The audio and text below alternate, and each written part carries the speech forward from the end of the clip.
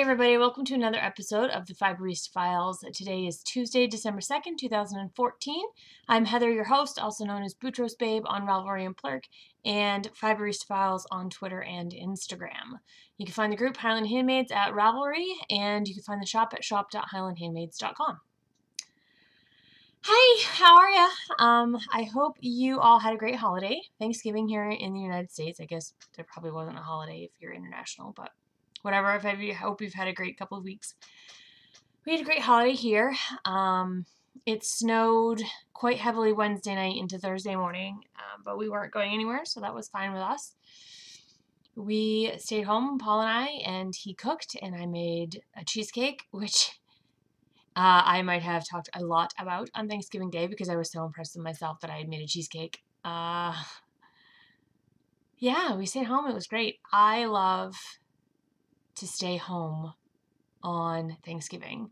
That probably makes me a bad daughter slash granddaughter slash cousin, whatever. But there's no point in trying to enjoy a holiday if you're stressed out. And the way Paul and I have the holiday here, we're never stressed out. We're just quiet and calm and happy. And the cat has her claws in the curtain right now, and I'm trying to ignore it. So things are gearing up towards Christmas. Paul and I, our Christmas shopping is mostly done. I think we've just started buying for each other, but the extended family is pretty much done at this point, which is good because he has surgery on Wednesday, tomorrow, to have an osteotomy, I think is what it's called. Basically, they're breaking his shin bone and they're moving it, and then they're going to screw it back together. It's pretty disgusting. He has a bad knee and has almost for the whole time I've known him. He slipped and fell in the kitchen several years ago and blew his knee out, and he's been dealing with that ever since. So this is his second knee surgery. It is tomorrow morning at about 10 a.m. Eastern, so if you are the praying kind or if you want to send some good juju his way, that would be appreciated. I will largely be available tomorrow online, email, social media, whatever, because I'm going to be stuck in the waiting room for hours. So I'll have my phone with me, and we'll see how that goes. And then he'll be home with me for the next 3 months at least. He's not allowed to go back to work until he's 100% better because his job is very physical. So it's going to be a long road. It's going to be a long winter. If you know me in real life, you probably know that I'm not much of a nursemaid. I kind of stink at it. I am the youngest of 6.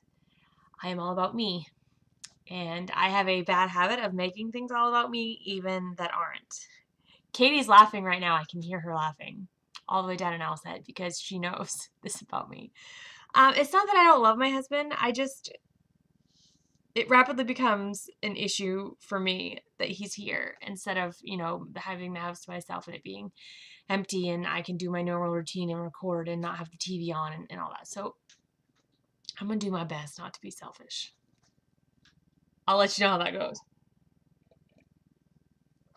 Other than that, the only thing we've been doing lately, last Saturday we went down and saw Katie and her husband Jeremy. Katie's mom Terry was up in Maine as well for Thanksgiving, and so we got to see her. We've met her several times. She's come up and visited Katie several times. We really got to know her quite a bit better at Katie's wedding in Minnesota last July, and we just love her. Paul said that Katie's mom is very much like his own mom who died when he was 18. So it's very wonderful and also somewhat painful to hang out with Terry because she reminds him so much of his own mother who he lost. But she's a big mom to all of us. Like, she calls us our main kids. Like, we all get hugs and we get the motherly lectures and the whole 9 yards. So it's always great to see Terry. And I knew when Katie said she was coming up, I knew we were going to have to go down and see her. So it just so happened that we got to go down and visit her during Rockland's Festival of Lights, which is their big tree lighting and parade and all that good stuff. So I took some pictures. You'll probably see them either at the beginning or at the end of the parade. Katie and her mom, and all of that goodness, because that was a good day. It was cold. God, it was cold. My phone said it was 27, but there was no way it was 27 down there. When we got home, it was 8 degrees here, and that's really what it felt like. It was cold. And despite being a knitter, I have no hand knit mittens. So my hands were, and I was photographing, so of course my hands were out. My hands were very, very cold. I know. I know. Speaking of knitting, let's get to that, shall we? Okay. I have some FOs. Oh, I know. Okay, the first one you can see. This is the sockhead hat. Here it is in all of its glory. This is the hat I knit for my husband. You can see the pooling going on here in the hat. He's fine with that, and I like the way that the brim sort of spiraled. So he was fine with that. He's good with that. Of course, he's not wearing it. He doesn't, although he wants hats, he doesn't wear them a whole lot. This is a lightweight hat. It's fingering weight, but it's only just single thickness. So like it's not windproof or anything. And he has my lined beanie pattern that I've made him several times to wear at work. So this is like his around the house hat. And he's not around the house yet, not until tomorrow. So I'm wearing it. I find it to be very comfortable. This is out of the Fitzwilliam colorway in the red maple sock base, which is 50% superwash merino, 50% tencel. There it is. Oh, I did not block it. It's a hat. It looks fine not being blocked, so I just stuck it on my head and I started wearing it. So this is the first thing I finished. I'm not going to lie, the second sockhead hat was a little bit of a slog. The first one flew off the needles, but the second one did not. It will be a while before I do another one. Some of you have seen this on my Instagram feed. If you have not, and this is spoiler, sorry, but it's not a big secret. I've been designing a shawl pattern, and I finally finished that. This is also not yet blocked. I just used some scraps of Mountain Laurel lace yarn, and this is the shawl. And I don't know if you can see, of course, once it's blocked, it will look totally different because that's the nature of lace. But it has this 3 different small lace motifs bordered by drop stitches. And then it has this, which you really can't see, this very floppy, it will pull out once it's blocked, this wholly looped edging. You really can't see that much at all, can you? I'll block this and show it to you again next week. I haven't yet written up the pattern, and I'm going to knit it again in sock weight because I want to make the pattern instructions so that you can knit them on either lace weight or sock weight, but also the pattern does not have stitch counts. And I know that with lace, people really want stitch counts. They want do this pattern until you've got 217 stitches. Well, that's not how I did it. Like, you follow this first lace motif, and then you knit 2 rows of garter or 4 rows of garter, and then this one, and then you do 2 or 4 more rows of garter. When you get to the 4th row of garter, you've got to know that the stitch count has to be a multiple of like 4. So on that last row, if you need to add some stitches in, you do it.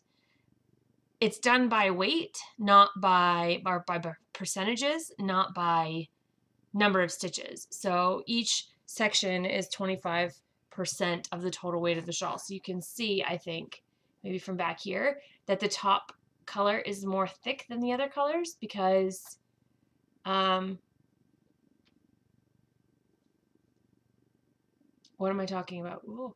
Because the rows were shorter. So and I may wiggle those numbers so that they're a little bit more even, because to me that middle section looks a little bit less. I don't know. Anyway, so that's done. I'm going to finish writing my notes up, and then I'm going to cast it on again in sock weight yarn and see how that goes. I'm also going to make some changes because I felt like those drop stitches were too big. It was a yarn over or wrap the yarn on the needle 3 times and then drop it on the next row, and I think maybe twice is better. So I'm going to try that. I'm going to make some changes. And then the other thing that I finished is the first of the Fruju running mitts. Oh, there's the dog. The Fruju running mitts are a pattern that I will be designing and I am designing, and I will be selling on my Ravelry store. They're very simple, looks like a mitten, and I'll explain this in a second. And then they're hinged so that you can stick your fingers out to deal with your phone or whatever you need to do while you're out. I did end up putting on a thumb. I know I said I wasn't going to do a thumb, and then my husband was like, "Your thumb's going to freeze. That's dumb." And I was like, "Yeah, you're right." So I did the thumb. I like how the thumb stripes because of the stitch count. So this here is done in a staggered slip stitch heel pattern. You know, where you slip one, knit one on the first row, and then the second row you knit them all. Just because when you're in this section, you're knitting back and forth instead of in the round because you're creating the thumb hole, which is not gusseted. It's an afterthought thumb. So if you don't like that, just be aware. And I knew that the switching to back and forth knitting, I knew was going to change the way the colors lined up, and I didn't want that to just be a weird section there. So I changed the stitch pattern just to break it up a little bit. You don't have to do that if you don't want to. And of course, there's ribbing on the top and the bottom of the mitt so as not to make it curl. I had to knit the fingers of this 3 times. The first time I did it the way your hand actually is. So it was more slanted on this side than on this side. Like it diagonally decreased up here for quite a while and then just a little bit on the other side. And it looked dumb. Like I understand now why mittens are symmetrical despite the fact that our hands are not symmetrical. So then I did it, but I started too soon. And so it was a very dramatic trapezoid up here and that didn't look right either. So I had to rip it out a second time, and then the third time finally I was able to just do a standard mitten decrease where it was only like 1 inch, and then Kitchenered the tip, which you can't really see. But anyway, so the first mitt is done. I do not have the second mitt cast on yet, but I believe I have plenty of yarn.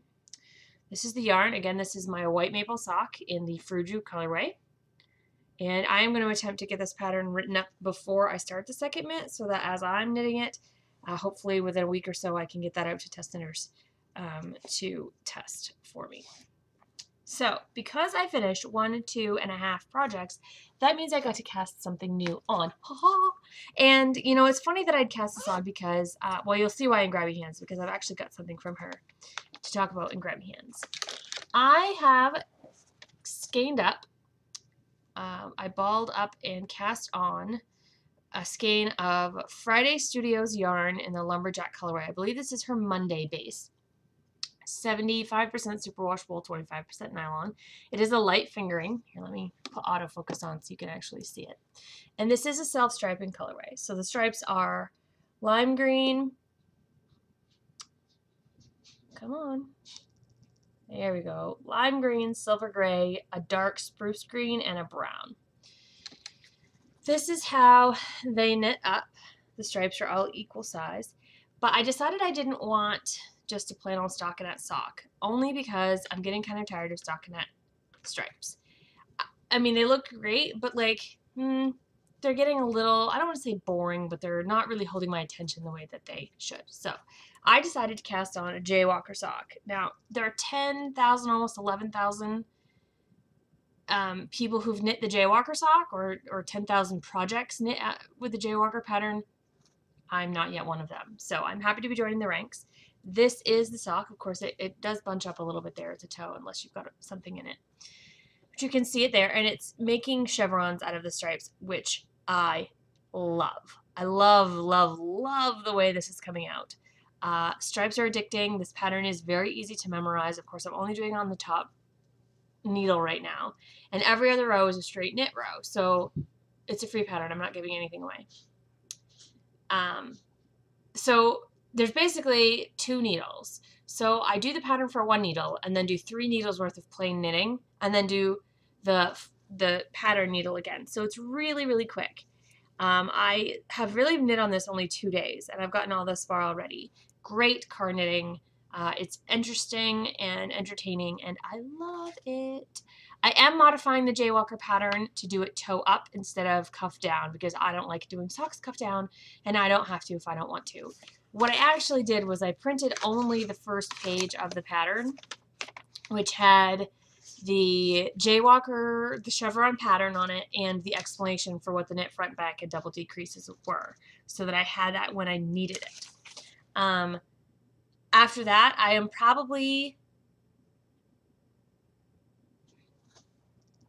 I don't generally do afterthought heels. I will probably do my regular short row heel, although that will alter the striping on the foot a little bit. Whatever. And then after the heel, I will knit the chevron pattern in the round. So I'll be doing it 2 needles out of every 4. So that's what I've been working on this week. That's really it. I have not knit on anything else this week. I am taking a crap ton of knitting projects with me to Paul's surgery tomorrow because I do not know how long I will be at the hospital. It will be a long time and I will have very little to do. So it's going to be all knitting all the time. Spinning, I have done very little spinning. What spinning I have done? Now, I told you guys 2 podcasts ago that I'm going to be spending the winter doing all the things that I don't do during show season. Now, one of the things that I don't do during show season is work with raw fleece. I bought a CVM fleece at Common Ground Fair in September, and I want to get that processed and cleaned up because I really think it's going to be beautiful. But before I do that, I wanted to test out a new method of processing fiber that didn't use my washing machine because my washing machine is also my clothes washing machine, and I didn't really want lanolin in there if I didn't have to. So I'm using my holding cabinet, some unicorn power scour, and my regular dyeing pans. Put a little bit of hot water and the power scour in there, put the fiber in, and put it in the oven. So it's got the scour says it should be about 165 degrees, and my holding cabinet has a thermometer on it. So I turn it to the right temperature, leave it in there for an hour, and then take it out and rinse it. And I think it's working. I think the method has worked. I had received, I'd won a box of breed-specific sample fibers, like an ounce each, of several different breeds from the Spinning Loft. I'd won it from a knitty contest. And I did a couple write-ups of different fibers on my blog. I had done Southdown and Navajo Churro, I believe. And that was as far as I'd gotten because, you know, life got away from me and I didn't have a good way to clean the fiber and all this. So I cleaned all of the remaining 15 samples that I had. Oxford was one of the samples that I had started to, but not finished processing. So this is what I'm actually spinning right now. That was a really long story for what I'm spinning right now. This is a bat that I carded of Oxford, and you can see that it is a little bit rustic. Oh, there goes a bit. There's still a little bit of veggie matter in here. There are some darker bits where there was darker fleece in the sample, but it is very lofty and squishy. It's actually kind of hard to spin. I'm not a natural long draw spinner, and that's pretty much what this has to be. It's short and very, very springy, so if you draft it out too far, it immediately pulls away and is gone. You have to dig it back off the wheel again. So it's a little bit of a challenge for me, but I'm looking forward to sampling the breed-specific fleeces. There are some that I really, really, really want to try, and others that I think are going to be like the Navajo Churro, which was not a pleasant experience. But once those are all spun up, I'm going to do the CVM fleece. And I'm really looking forward to working with that fleece because it's gorgeous. And of course, now I have fiber in my mouth. Okay, dye pots. All of my waifs and strays were put up. I held my usual Black Friday, Shop Small Saturday, and Cyber Monday sale that ended yesterday, where I had 20% off in the whole shop. If you purchased from me during that, thank you very much. That was a huge help. I have cleared out a tremendous amount of that leftover inventory. There's still a lot left, but I was really able to get a handle on the amount of extra stuff I had. It was in totes all over my studio, and now I'm down to just 3 totes. So that's much, much better. Dye pots are going to get cranked up, not today, definitely not tomorrow, but Thursday and Friday. And Alicia, are you listening? Because the next thing I'm going to do is self-striping. Somewhere in Old Town, Maine, Alicia Cram is squeeing because she just heard me say self-striping, which she has been asking me to do for months. It's probably been a year since I've done self-striping. It's been a really long time. And I like self-striping. I love the yarn. Clearly, I enjoy knitting with it. But I don't like dyeing it because it's kind of a pain in the butt. But I have some new equipment I think will help me with the self-striping. I'm going to test that theory on Thursday. So we're going to see, because if this equipment works the way I want it to, it's going to take 3 steps out of the process of self-striping, and that will be a huge saver of time. So we shall see. I'm going to talk about that equipment in a little bit. So, growth. I am going to be doing a club again next year. The club is going to be different from this year. This year's club was all about Maine. Various places of Maine. The club was called Snapshots from Maine Yarn Club, and it was, you had a choice of stock weight or worsted weight, and you got a postcard and a write-up about a specific location in Maine that I really like. This past month was Mount Katahdin. Oops, sorry, there's a spoiler if you don't have your yarn yet. I won't tell you what the yarn looks like because people are still getting theirs, but I've had a lot of fun with this club. It actually takes quite a bit out of me to do the write-ups because there's my fat cat, Zed. Christine, are you watching? There's the other one. It's hard for me to put into words just what I love about these places in Maine. And I gave you several of my favorite places. There are too many to do in a 12-month club, but my favorite ones are all in there. That place where I grew up, my grandmother's property, my aunt and uncle's farm, Mount Katahdin, Bar Harbor and Acadia National Park,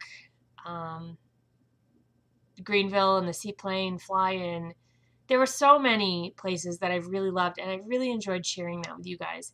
But it's a struggle sometimes, to get to a place within a specific time frame because I've got to get there at the beginning of the month and take the photos and edit the photos and get the postcards ordered and you know, the yarn as well. And I want the yarn to be a proper base for that particular month, and sometimes those bases are out of stock and then I have to find something else, and it's hard to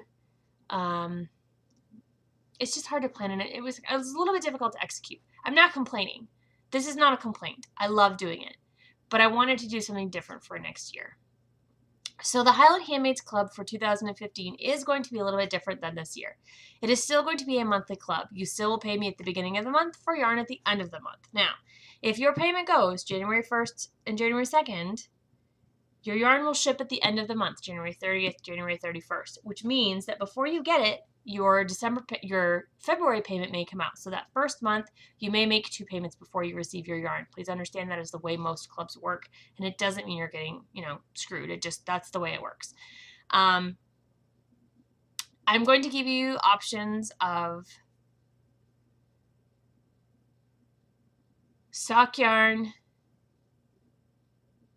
worsted weight yarn, or fiber. I did not do fiber this year, but I'm going to give you that option for next year. I'm in addition going to give you the option of multiple skeins. If you have multiple skeins or multiple braids of fiber, you will get a little bit of a discount. Not significant, but a little bit of a discount for that. So for those of you who don't want just 4 ounces of a fiber because you can't do anything with it, you're going to have the option of 8 or even 12. That option is going to be up to you. You'll just purchase additional club memberships. I'm going to have this all done on PayPal. Maybe I'm not doing a very good job explaining it. Let me talk about the premise for the club, and maybe then you'll decide you don't want it and you can fast forward. So one of the things I had discussed wanting to work on this winter is the artistic side of my job, of getting back to the stuff that is inspiring to me.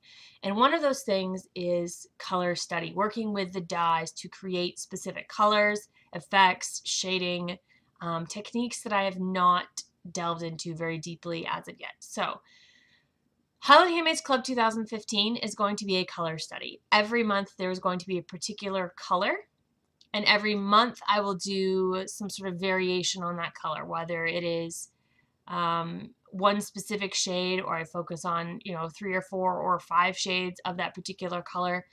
And maybe dye techniques. I may work on layering, or there may be a dozen different things that I try. I may try some dye flecking, which to create a speckly yarn as opposed to a solid colored dyed yarn. I don't know. There's going to be many things that I'm going to try with this club. Now, a color study is going to include 12 colors. One of those colors will be yellow. One of those colors will be pink. I haven't listed out the 12 colors yet, but I will be. Please understand that if you're not a fan of yellow, you're still going to get a yellow yarn. That's just the way clubs work. Now, excuse me. This past year, you guys had no idea what colors you were getting. And there were some that had yellow in them. And yellow, I say yellow because yellow is a color that a lot of people aren't drawn to. I particularly am not a fan of purple. I'm just not. But I use it all the time in my colorways. What are you doing? Our dog just freaked out because the cat touched him. I think it's going to be interesting. I'm also going to invite club members to post inspiration pictures of a particular color for a particular month and see if one of their images, photographs, painting, whatever, gets used in the inspiration for the yarn, then they will get a discount or a coupon for the shop for the next month. So they'll get, you know... What are you doing? Is the kitty scaring you that badly? It's okay. It's okay. Sorry, hang on. I have to console the dog. Come here. Because the big bad cat's scaring him. So anyways, you'll get a coupon for anything in the shop for the next month. If I use your colorway. Stop. I don't want your kisses. No. You were just smelling the cat's butt. That's why he was hitting you. Yeah. What else? All of the details will be fleshed out probably honestly tomorrow because, like I said, I'm going to have time to think, and I'm going to put them up on the blog, which is simply highlandhandmades.com. And there will be a Google document that I want you to put your information into. Now, that Google document is what I use to ship stuff to you guys. It is not what you're actually going to use to pay for the club. So for those of you who sign up using the Google Doc, then at the first of the month, I will send you all an email that says, hey, you're in the club, congratulations. Please follow this link and go sign up for your membership through PayPal, which will then charge you either all at once or every month. Excuse you. My dog has a burps. Yes, I just burped you. That's so gross. Are you good now? Can I put you down on the floor again? What do you think? Do you want to say hi to everybody? No? Okay, get down. Get down. Get down. Get down. Whoa, don't give me attitude. Get down. Thank you. Good boy. Sorry about that. So that's the big news in growth for next year. It's going to be a color study, and it's going to go on throughout 2015. You'll have sock yarn, worsted weight yarn, or fiber choices. Look for more information in the coming days on highlandhandmades.com, and you can always, if you have a specific question, grab me on social media or send me an email. Okay, I don't have anything for processes this week, but I have two things in Grabby hands, and he's leaning against my chair. And I want to talk about them both because they were equally awesome. The first thing I want to talk about, I mentioned briefly when I mentioned Friday Studios. Frida, who runs Friday Studios, sent me a wonderful, wonderful gift, and she also has passed along a gift for you as well. Now, this is going to cause crinkling, so I'm sorry. But I received a wonderful project bag from Frida. She makes wonderful project bags. It is a nice square bottom bag, and you can see it says popcorn on it. It's a popcorn bag. It's like a movie night bag. And it stands up. It's quite good sized. The inside is lovely gingham check fabric. It's fully lined. It's got a nice drawstring with one of the plastic stoppers on it, so you can draw it shut. These are my favorite kind of project bags, the drawstring with no interfacing, because I can throw them around and they, I don't have to worry about keeping their shapes, and they don't have zippers to catch my yarn because I don't always remember to push my yarn down well. And this is really lovely. It's very well made, and I love it. Friday Studios, her website is fridaystudios.biz or fridaystudios.bigcartel, and you can email her at studios@Frida with 2 A's, FRIDAABERG, Fridaberg, fridaberg.com. And Friday Studios is her business name. Now, She also gave us a wonderful coupon, which is apparently still over there. So if you give me 2 seconds, I'm going to go grab the coupon so I can tell you what the coupon code is and how much of a discount you're going to get in her shop, which her stuff is amazing.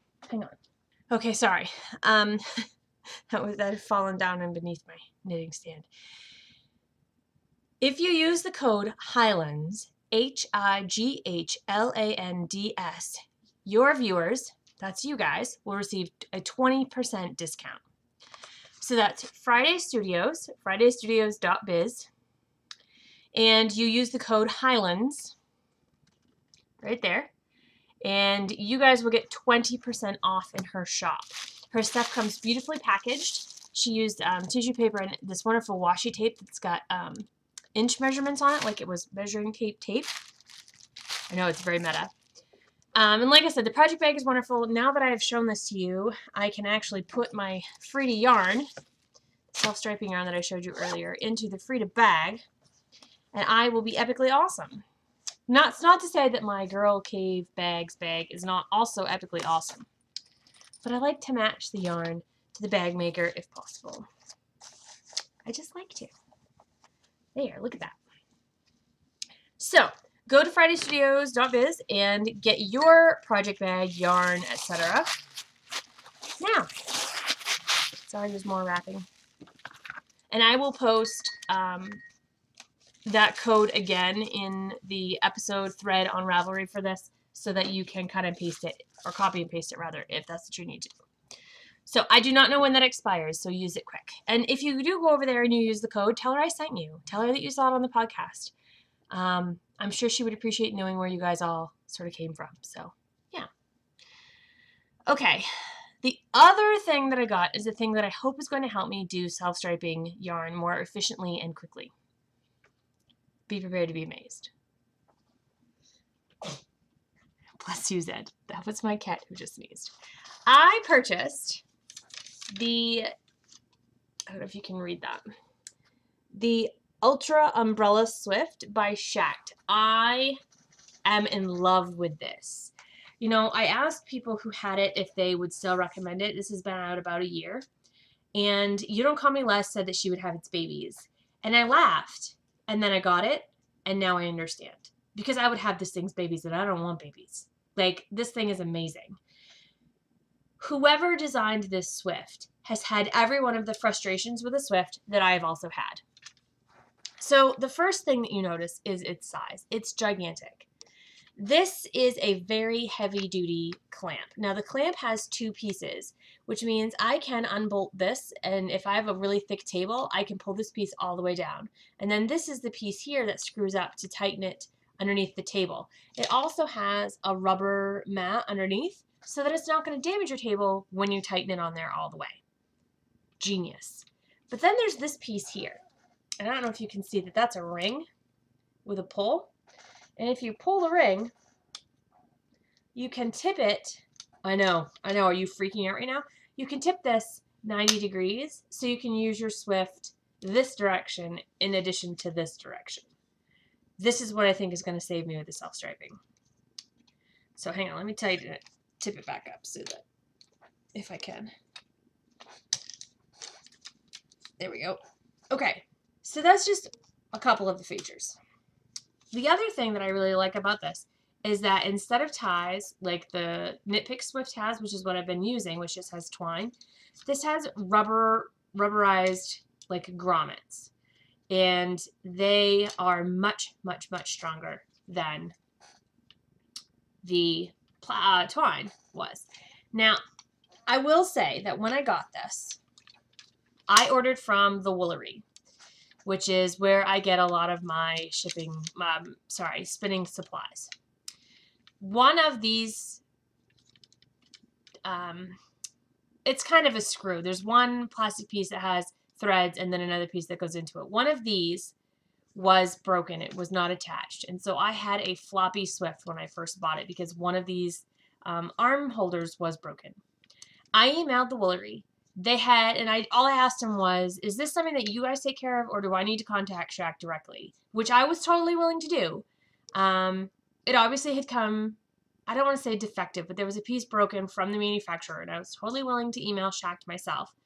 Within 15 minutes, the woolery had emailed me back and said, nope, that's on us. We will take care of it and we will send you out another part. And they actually sent me 2.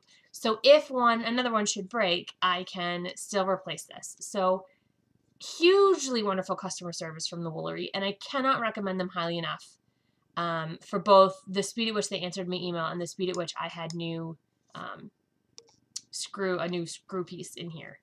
They did say that I could use twine in the interim, but I didn't want to, so I didn't. I just waited. It was fine. I was there within a couple days. So, all right. At the top here is a handle, so you can actually turn the Swift from the top if you want to.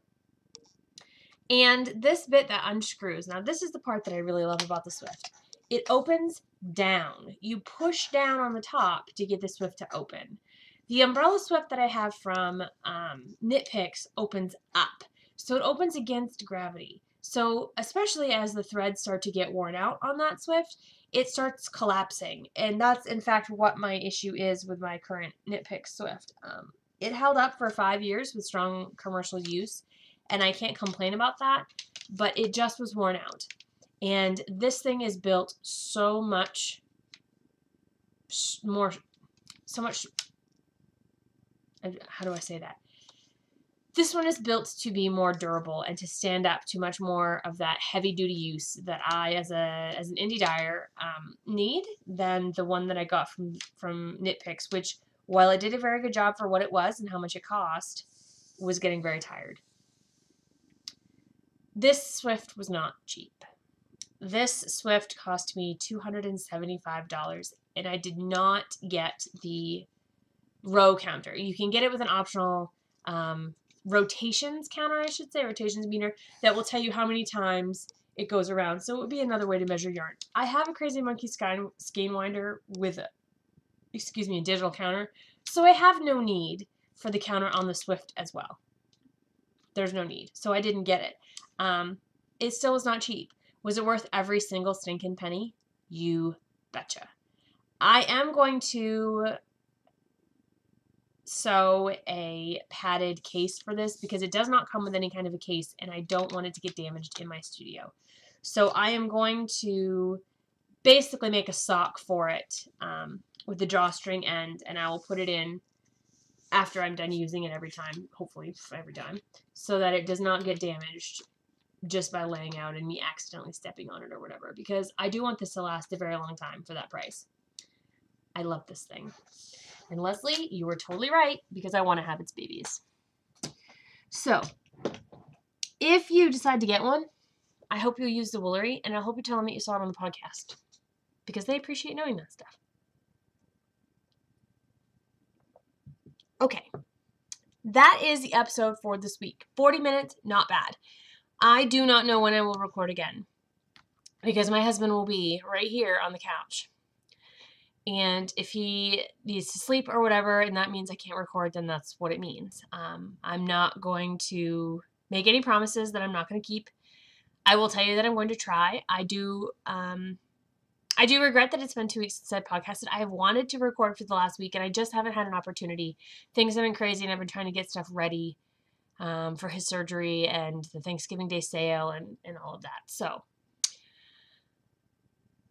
oh, the other thing, last week I talked about the 2 patterns that I have to gift from Curry, from Coggy, and I forgot to put up the thread on my Ravelry group. I totally forgot, and thank you, Isabel, for reminding me, because I was not even aware I did that until she emailed me, so sorry.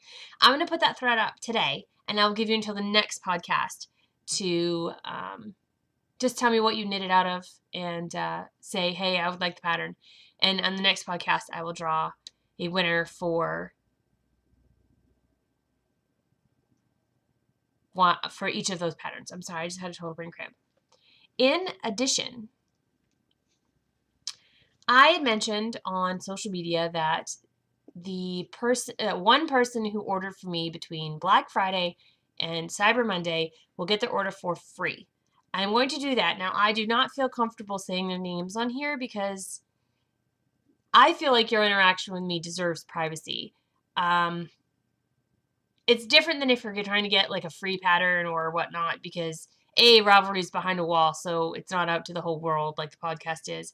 And B, there's no money exchanging hands. It's not like we're having a transaction, and nothing is guaranteed. Whereas you've already purchased from me, so I'm not going to say your name, but I will be giving one person their order back to them. I will be refunding them their order, so they will have received their purchase for free.